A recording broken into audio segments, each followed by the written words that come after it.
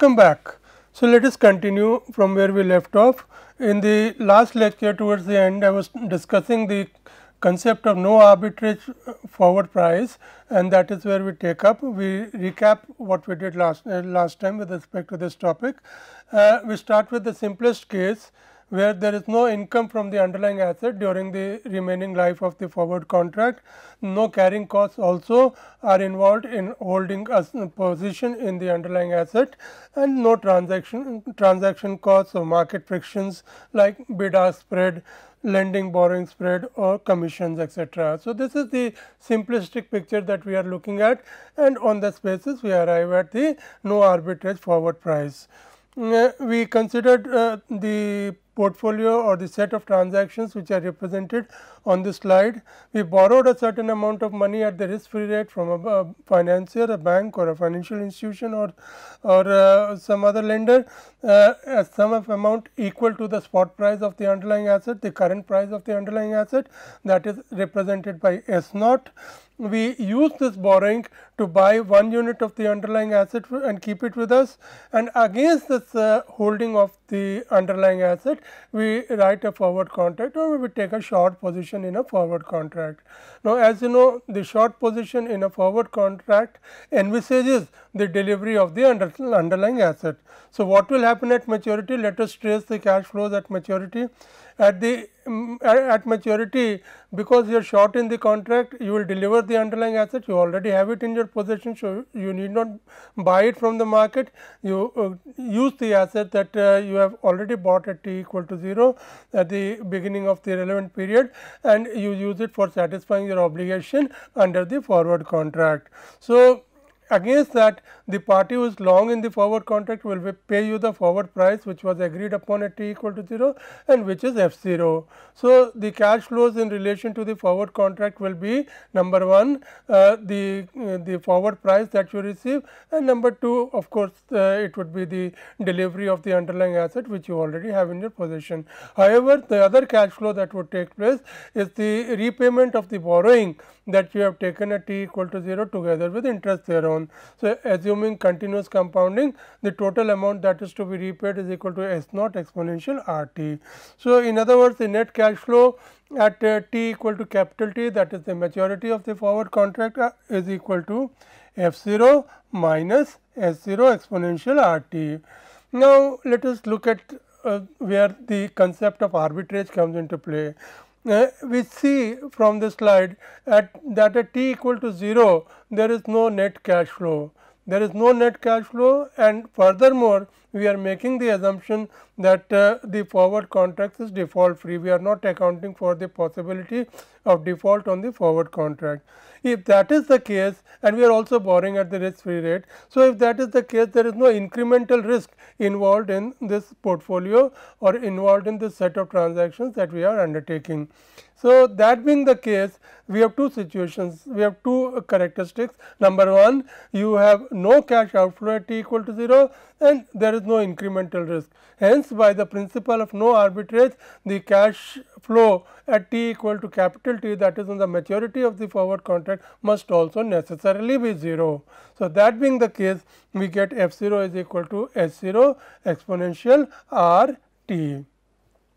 So, this is the simple no arbitrage forward price in this scenario, where there are no anticipated inflows during the holding of the forward contract or during the remaining term of the forward contract, and no anticipated carrying costs as well as no market frictions. Now, we relax these assumptions a little bit. We assume that at t equal to 0, when we enter into the forward contract, when we take a position in the forward contract, we expect the underlying asset to yield or to realize a certain amount of dividend at a point in between or during the remaining life of the forward contract. Let me repeat, we now relax the assumption, one of the assumptions, and we assume that during the remaining life of the forward contract, a certain amount of cash inflow will take place, for example, on account of dividends. Let us see how this alters the situation. We again borrow an amount equal to S naught and we use this amount to buy 1 unit of the underlying asset.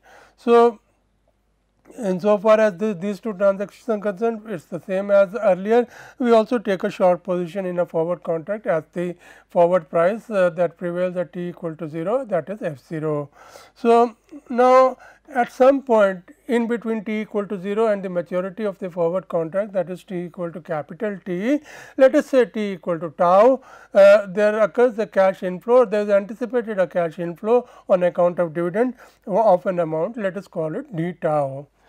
Now, we invest this amount as and when we receive this amount, we invest this amount at the risk free rate, and this investment will give us an amount equal to d capital T on the date of maturity of the forward contract.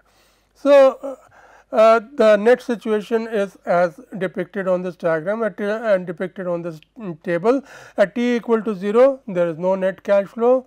At t equal to tau, again there is no net cash flow, because the amount that you have received as dividend you have immediately reinvested at the risk free rate, and the net cash flow at t equal to capital T, that is on maturity, is equal to f 0 plus d t minus h 0 exponential r t. Now, following the same reasoning that I expounded in the earlier case, when we were talking about the previous pricing scenario, that because we are assuming the forward contracts to be default free and we are borrowing and investing at the risk free rates, there is no incremental risk involved in this operation, and as a result of which the net cash flow on maturity has to be 0, because there is no net cash flow at t equal to 0 or at any intermediate point t equal to tau. So, that being the case, the net cash flow at maturity must also be 0, which gives us that f 0 is equal to s 0 exponential r t minus d t, and if we take d 0 as the present value of d t at the risk free rate, then we can represent this expression as f 0 is equal to s 0 minus d 0 in brackets exponential r t. So, in other words, the effective cost in this case of holding the asset has reduced from S 0 to S 0 minus D 0, because the very fact or the mere fact of holding the asset with us, holding the underlying asset with us, is entitling us to a cash inflow of D 0 at or a cash inflow having a present value of D 0, and therefore, the net cost that is involved in holding the asset comes down by that amount. Let us now look at a slightly modified situation, where instead of having an absolute amount as a cash inflow, we are getting a yield, a continuously compounding yield on holding the asset. In other words, in this situation, the mere fact of holding the asset entitles us to a continuously compounded yield. So, in that case, in this case here we borrow an amount H 0 and we use that amount to buy 1 unit of the underlying asset. But in this case, because the asset is yielding at the rate q per unit time, or the asset is having a continuously compounded yield q per unit time. So, 1 unit of the asset will grow to e to the power q t units of the asset at the point of time of maturity of the forward contract. Therefore, when we write a short position in the forward contract, it has to be written not on 1 unit of the underlying asset, but on e to the power q t units of the underlying asset. Let me repeat, we write a short forward position, or we take a short forward position not on 1 unit of the underlying asset, but on e to the power q t units of the underlying asset. So, that being the case, the realization or the cash inflow that will arise on account of the short position in the forward contract will be equal to f 0 exponential q t. F 0 is the forward price per unit of the asset. We have a contract on e to the power q t units of the underlying asset. So, the realization will be f 0 e to the power q t, and against my short position, what I will do is I will deliver e to the power q units of the underlying asset, which has been accumulated by keeping or by taking a position of 1 unit of the underlying asset at t equal to 0. 1 unit of the underlying asset has grown to e to the power q t units of the underlying asset, and what is the amount that I have to repay to the bank or the financial institution? That is S 0 e to the power r t, where r is the risk free rate. So, again using the arguments of no arbitrage, because the cash flow at t equal to 0 is 0, because there is no incremental risk on the premise that the forward contract is default free, we end up with a situation where f 0 is equal to s 0 exponential r minus q into t. Now, this was a situation where we had cash inflows during the remaining life of the forward contract.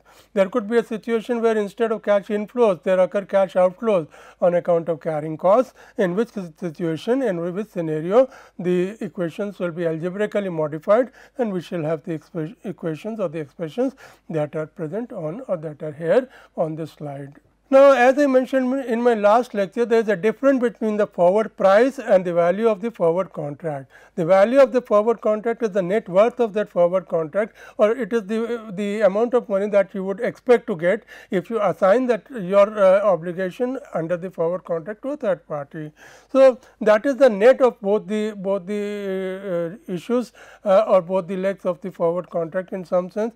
You see, the point is, the important point is, we have to understand that the value of the forward contract at t equal to 0 is equal to 0. The forward price is the price which makes the value of the forward contract at t equal to 0, that is at the point of inception of the forward contract equal to 0. However, as time passes, we live in a dynamic environment, and as a result of which the market's perception or the market's expectations of the value of the worth of the underlying asset on the date of maturity of the forward contract would change, and in other words, the forward price would change as you move along the timeline. That would result in what? That would result in the forward contract that I have entered into at t equal to 0 acquiring either a positive or negative value from my perspective. Let me explain this with an example. Let us look at this particular situation. Let us say at t equal to 0, that is January 1 of say 2021, I enter into a forward contract to buy $1 at INR 75. Let me repeat, at t equal to 0, that is January 1 2021, I enter into a forward contract to buy $1 for INR 75. Now, as time passes, let us say we are now at t equal to t star, and that is, let us say, April 1, 2021, any arbitrary date.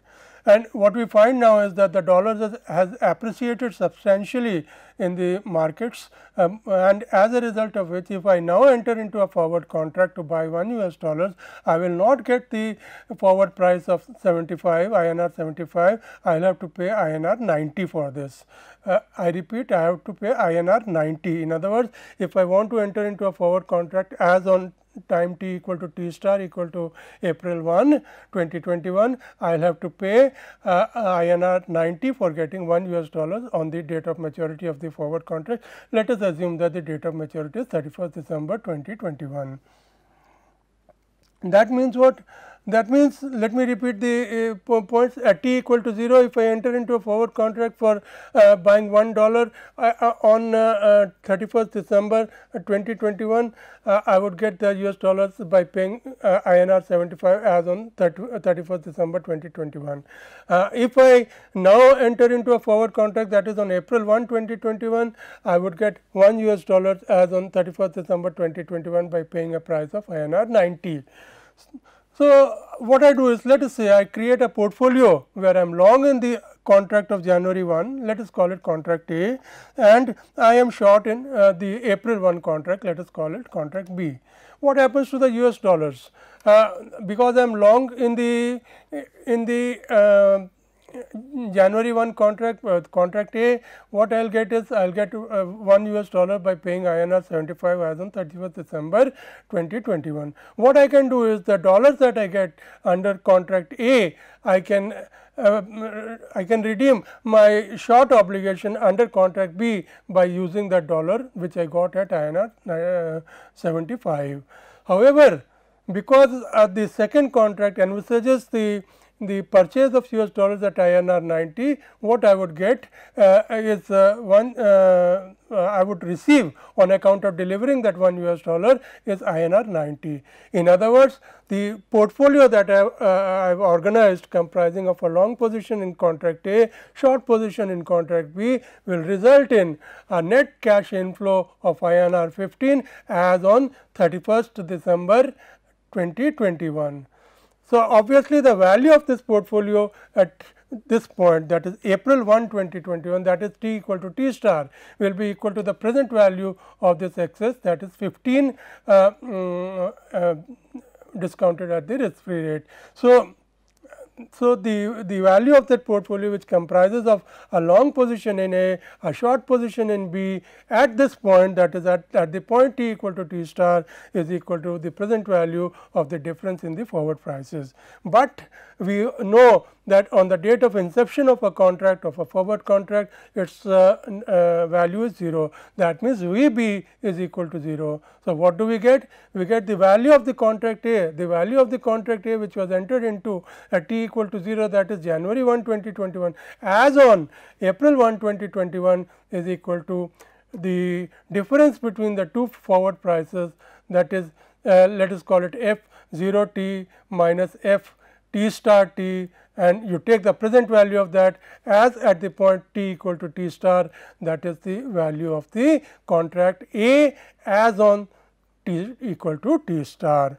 So, I hope this example clarifies to you what we exactly mean by the value of a forward contract in contradistinction with the forward price.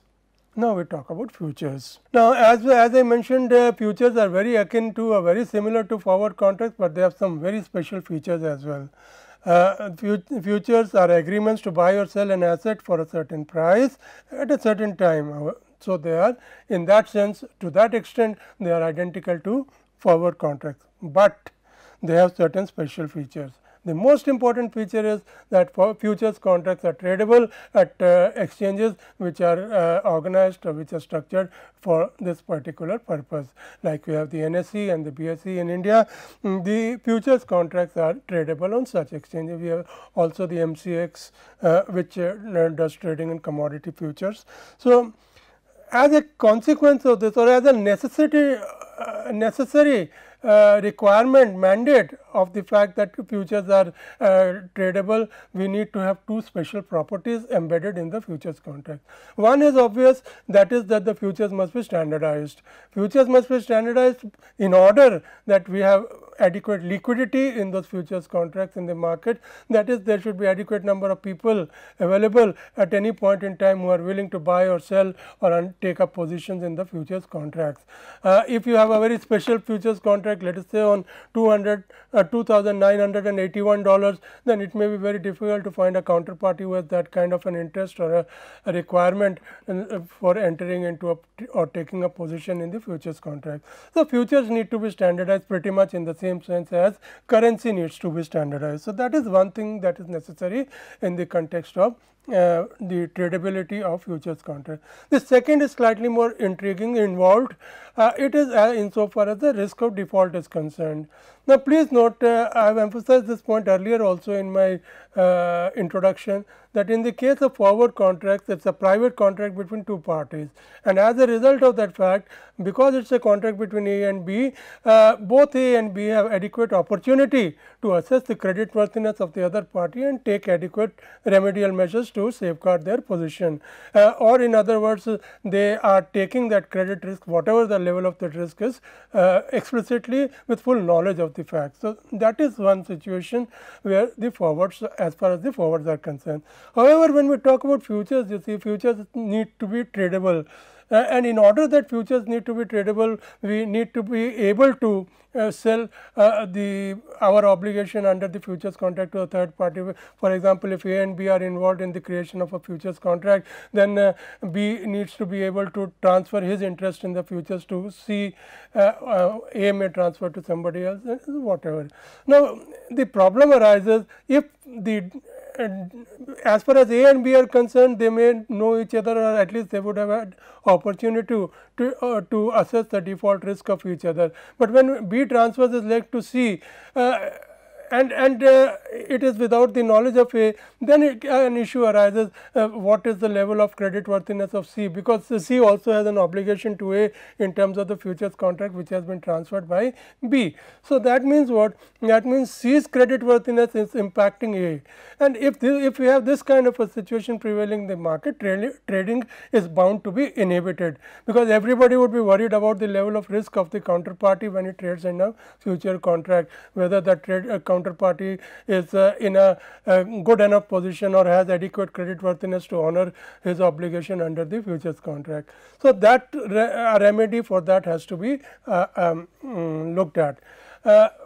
And that is remedied by the fact that the clearinghouse intervenes, the exchange at which the trading in the futures contract is intervenes, and the clearinghouse of that exchange at which the futures contract is being traded intervenes as a counterparty to both the legs of the futures contracts, and they are divided into two contracts: contract between A and the clearinghouse, contract between B and the clearinghouse. In other words, the clearinghouse guarantees the performance of both the legs of the contract. The contract between that involves the, let us say, that involves the payment of the price, and the contract that involves the recovery or the receipt of the underlying asset.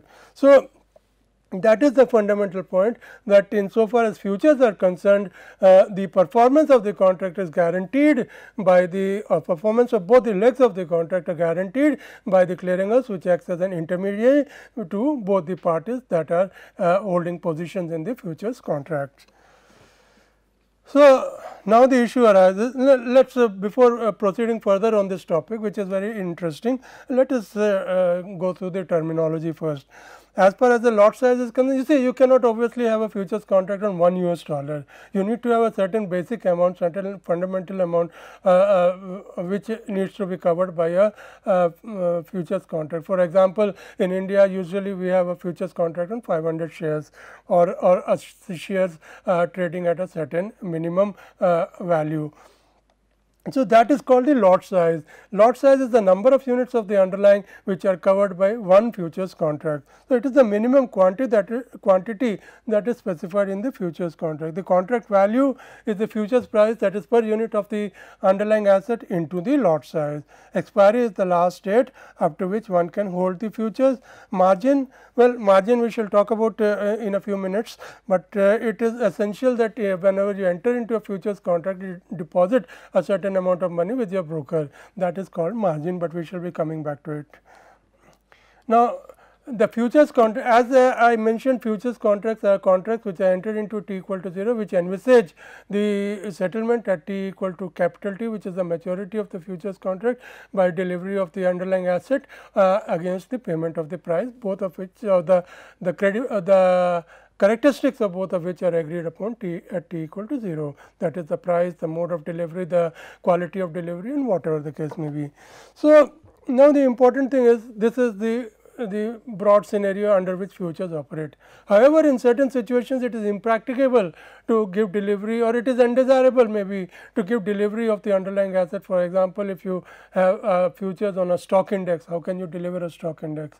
So, in that situation what happens is, we mark the final value of the futures contract to the spot price prevailing on the date of maturity of the futures contract, and then a cash settlement takes place between whatever is the obligation as per the futures contract in terms of the underlying asset, what is the market value of that asset, and on that basis a final mark to market takes place which settles the contract. This is called cash settlement. Of course, there are contracts which envisage physical settlement, in which case the underlying asset is actually delivered under the futures contract. So, there are two fundamental ways in which futures contracts can be settled. One is number one, by obviously by delivery of the underlying asset, and the second is by delivering or by exchanging a certain amount of cash which tantamounts to the delivery of the underlying asset in terms of value.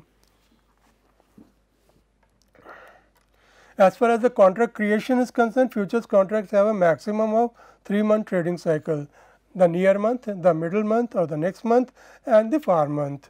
New contracts are introduced by the exchange on the trading date following the expiry of the near month contracts. the new contracts are introduced for a 3-month duration.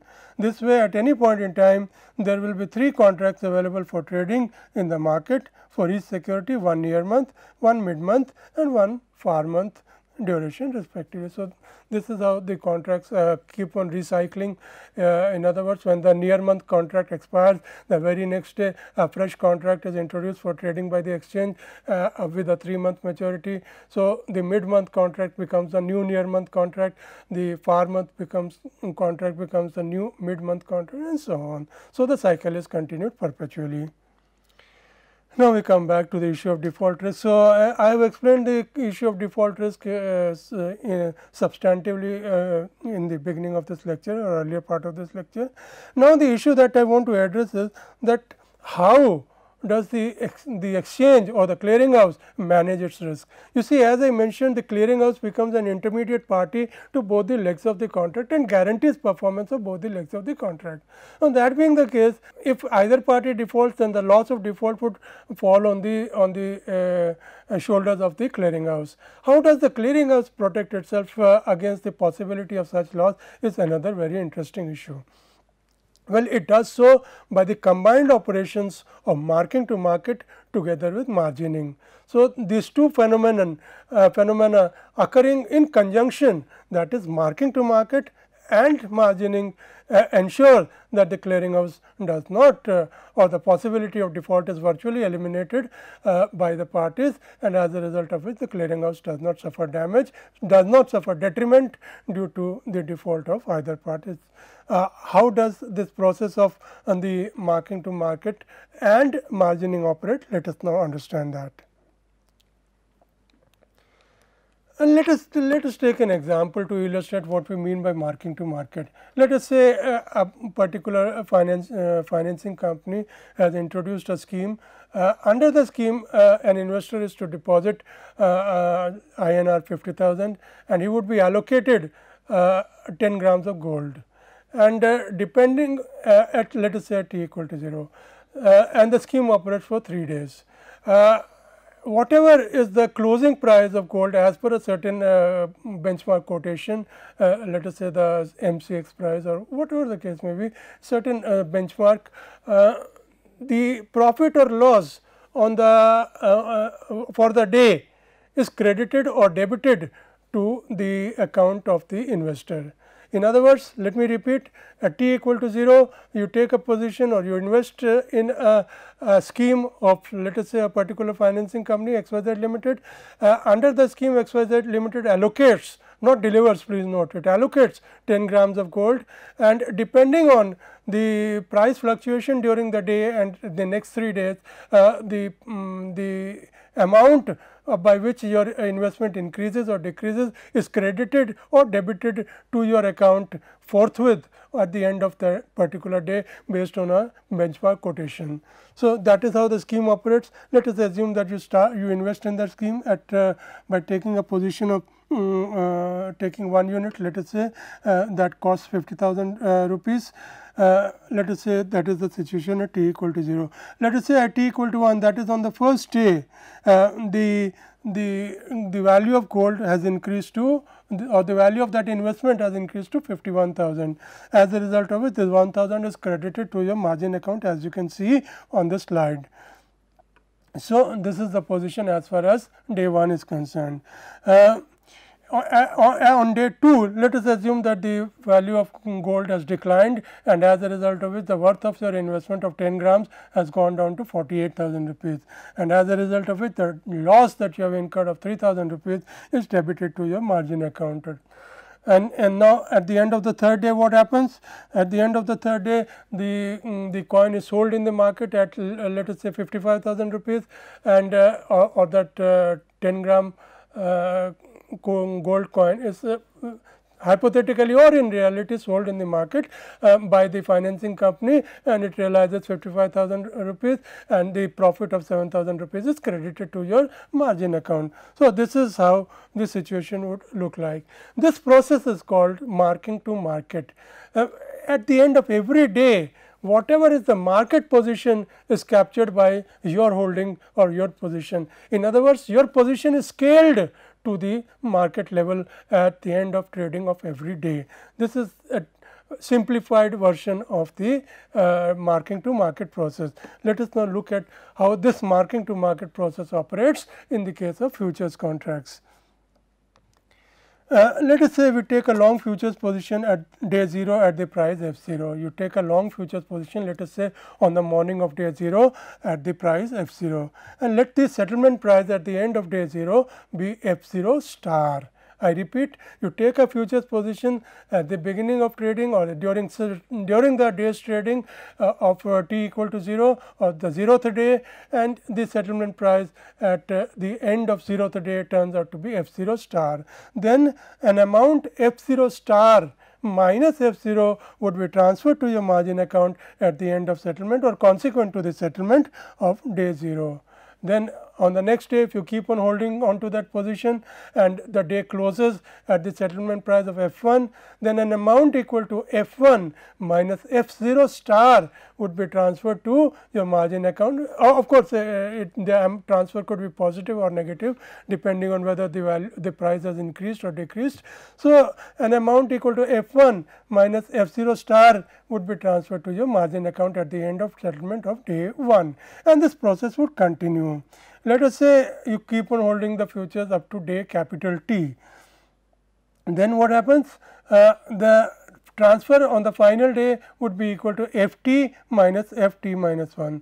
Therefore, the total transfer to the margin account from that point you took a position in the futures, that is at t equal to 0, to the time that you exited the position at t equal to capital T, that is the date of maturity of the futures contract, is equal to f capital T minus f0. Please note all the intervening terms will cancel out. For example, it would be f1 minus f0 star plus f0 star minus f0 and so on. On the left hand side it will continue up to ft, and so the net result would be ft minus f0. This is the amount that would be present in your margin account, provided you have not made any additions or withdrawals from that account. But on the date of maturity of the futures contract, by no arbitrage considerations, I will come back to it, by no arbitrage considerations, the futures price as on the date of maturity of the futures price will be equal to the spot price of the underlying asset. So, therefore, f capital T will be equal to s capital T, where s capital T is the spot price prevailing in the market as on the maturity of the futures price. This is on considerations of no arbitrage, but I will come back to it in a minute. But for the moment, let us take that f t is equal to st. Therefore, what happens? The aggregate margin transfers now turns out to be s capital T minus f0. S capital T minus f0, because s capital T is equal to f capital T on considerations of no arbitrage. The cost of buying the asset from the market is st. Because it is a cash outflow, it is minus st. So, the cost of buying the asset is minus st. The proceeds that you have realized on account of the position in the futures account, as present in your margin account, is equal to st minus f0. So, the net cash or the net cost that you have paid for acquiring the asset from the market is equal to minus st plus ft minus f0, that is equal to minus f0, which was the original forward price at which the futures price was a futures contract was conceived. So, that is how the futures satisfy the requirement of the definition that they are analogous to the forward contracts. So, marking to market, let us come back to it for a minute. All futures contracts of a given type are scaled to the settlement price on settlement at the end of each day. Hence, this mechanism is termed as marking to market. The difference in price is carried to the margin accounts of the respective parties holding long and short positions in the contract. Please note, this is a zero sum game. At the end of each trading day, the margin account is adjusted to reflect the investor's gain or loss for the day. A trade is first settled at the close of the day on which it takes place. It is then settled at the close of trading on each subsequent day. Now, the implications of marking to market. This is very important. This is how marking to market helps the clearinghouse in overcoming the risk of defaults and the risk of losses due to the default on the futures positions of its members. Number 1, defaults are detected within 1 day of the occurrence of default. You see, this is natural because marking to market is taking place on a day to day basis. So, if a party who is to replenish or on whose account who has incurred a loss during the day, that loss would be debited to his margin account, and he would be in certain circumstances, if the margin falls below a certain level, that's called the maintenance margin. If the margin account amount or the margin balance falls below the maintenance margin, he is asked to bring in further margin to replenish the shortfall within the next day. So, then net result of this procedure is that the defaults or the possibility of default is the possibility if a member is not able to bring in further margin to into his account to replenish the shortfall between the maintenance margin and the margin on after debiting the loss, then that amount it would be in default, and that default would be detected by the exchange forthwith by the next day, and as a result of which the amount of default, the cumulative amount of default would be confined to the 1 day's price change. Please note, because the prior day's price change would already have been accounted for in the margin, and if the trader or if the investor has not defaulted, then it is fine. If the trader or investor has defaulted, the exchange would have known the fact of the default by the next day. So the bottom line is that in any case, whenever there is a default, it comes to the notice of the exchange by the next day. Thus, the amount of default would be equal to the change in price on a particular day, and hence, because this change in price on a particular day is going to be small, you see, if you compare it with a forward contract where the change in price, where there is only one transaction at the end of the maturity of the forward contract, or on the maturity of the forward contract. Therefore, the cumulative effect of all the price changes would manifest themselves at the date on which the forward contract is to be settled. Here what is happening is, at the end of every trading day the settlement is taking place, and therefore, the loss that the investor faces is confined to 1 day's price change, and naturally to the motivation to default on such counts would be less, because the amounts are naturally likely to be less compared to the cumulative effect that occurs in the case of a forward contract. So, in forwards, default could result in the cumulative impact of price changes over the entire life of the contract, as there is only one cash flow which occurs at contract maturity. The possibility of loss due to this 1 day default is well covered by margin requirements. Now, I have just mentioned that the maximum default in the case of futures contract would be equal to 1 day's price change. Now, this is usually covered by maintaining a certain amount of margin in the account of the investor with the broker, and the broker with the clearinghouse member, and the clearinghouse member with the clearinghouse. So, that is how the margining system operates. Margining system operates as a three-tier structure. The investor is required to keep the margin with the broker is required to keep the margin with the clearinghouse member, and the clearinghouse member is required to keep the margin with the clearinghouse itself. These are the representative cash flows. If there is an increase in price, the long trader or the long investor benefits, so his margin account is credited, and the short investor loses out, his account is debited, and the flow is shown here in this diagram. From the short trader to the broker, broker to the clearinghouse member, member to the clearinghouse, clearinghouse to the clearinghouse member of the long party, who transfers to the broker of the long party, and transfers to the account of the long party itself. So, this is the margin cash flows when futures price decreases. So, let us recap what are the implications of margining plus marking to market. Fundamental default restricted to 1 day's price movements, extreme cases of default covered by margins, and of course, so there is the issue of leverage. Futures provide greater leverage than spot positions, because you can hold the same kind of future position, you can hold the same kind of payoff profile by investing only the margin amount. So, we will take this up from here after the break. Thank you.